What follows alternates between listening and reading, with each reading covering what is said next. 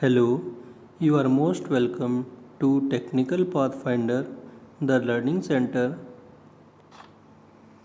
This is PSU quiz section where I took some more problems from Chhattisgarh PSC response and I solved it in this session. First question is, which of the following is true? So option D is correct here, that skin effect and charging current is absent in HVDC system. In next question, rectifier firing angle in HVDC system kept nearly equal to. So it is not equal to 0, but it is approximately 0, because as much alpha is lower, we have good power factor at output side, so it is approximately 15 degree. A 12 pulse bridge rectifier used in HVDC system to eliminate the harmonics. For economical point of view, DC transmission is cheaper than AC for length beyond 600 kilometers. Reason to have a high power factor in case of HVDC system: because of all of the above, voltage drop is less, stress on thyristor damping circuit is less, and for the same power the current rating is reduced. Advantage of HVDC system is E option is correct. No charging current, no skin effect, no compensation, and less coronal loss and radio interference. Which insulator used in 132 kV transmission line? So disc type insulator is used. String efficiency can be improved by using longer cross arm, gartering, and grading of the insulator. So all of the above is correct. A string insulator having 4 units, 33% voltage of total across the bottommost unit, its string efficiency is. So string efficiency is equal to total voltage V1 plus V2 plus V3 plus V4 divided by 4 units into V4. It is the lowest bottom unit. So it is given that suppose total voltage is 100 and lowest unit is having 33.33%.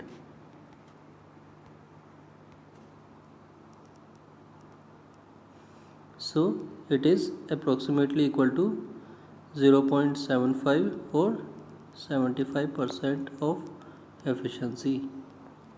Option A is correct. Number of insulator disc required for 66 kV power line, it is equal to 5. In general, power factor can be improved by using, in power system, power factor can be improved by shunt capacitor only. Apparent power drawn by AC is 50 kVA. Wattmeter reading is 20 kilowatt. So the reactive power is Q is equal to under root of 50 square minus 20 square. So it is 45.82 kVAr. In EHV transmission, shunt compensation is done to improve the voltage profile.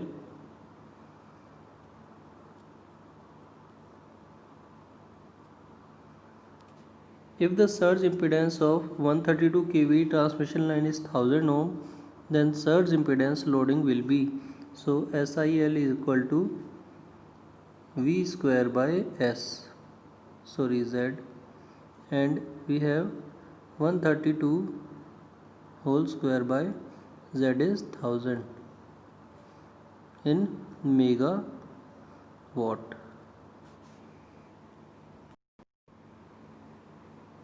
Answer is option B, Major type of distribution subsystem is, we know that major type of subsystem are pole mounted.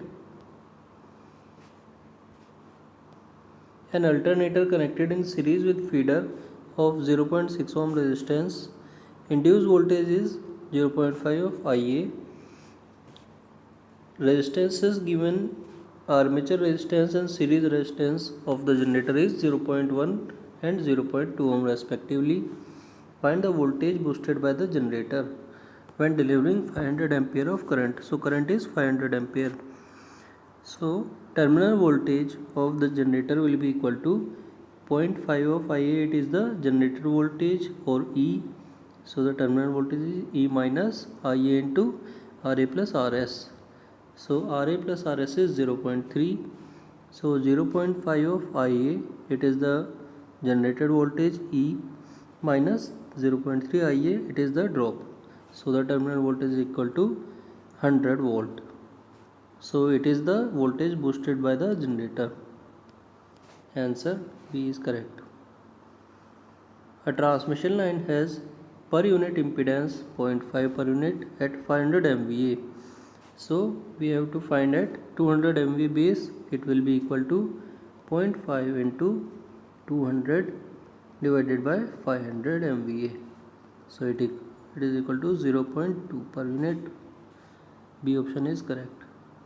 In metro areas, most commonly employed distribution scheme is interconnected system. For low value of power factor, voltage regulation will be, so for low value of power factor, voltage will be higher. High voltage regulation is up here. We know that voltage regulation is 0 for nearly UPF, but the power factor is leading in nature.